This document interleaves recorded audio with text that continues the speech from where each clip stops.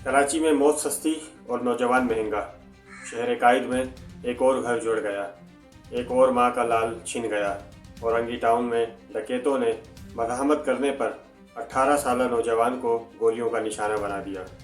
ये कोई पहला वाक़या नहीं है कराची में। ये कराची में रवां साल कत्ल होने वाला 81 शहरी जो है वो अब तक कत्ल हो चुके हैं। फायरिंग का वाक़या औरंगी टाउन परेशान चौक के करीब पेश आया, जहां मोटरसाइकिल पर सवार मुलजिमान ने नौजवान नसीर को निशाना बनाया और मौके से फरार हो गए। ऐनी शाहिदीन के मुताबिक वारदात डकैती के दौरान मज़ाहमत पर हुई। ताहम पुलिस ने इब्तदा में वाक़े को डकैती मज़ाहमत करार देने से गुरेज किया।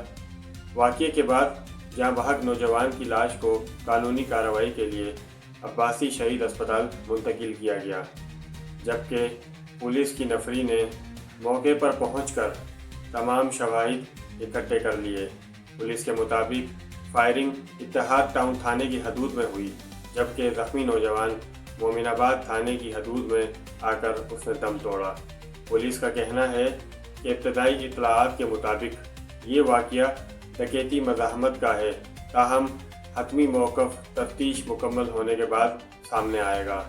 सवाल ये है कि क्या कराची में नौजवान की जान की कोई कीमत नहीं, और कब तक शहर कायद जो है वो लाशें गिनता रहेगा।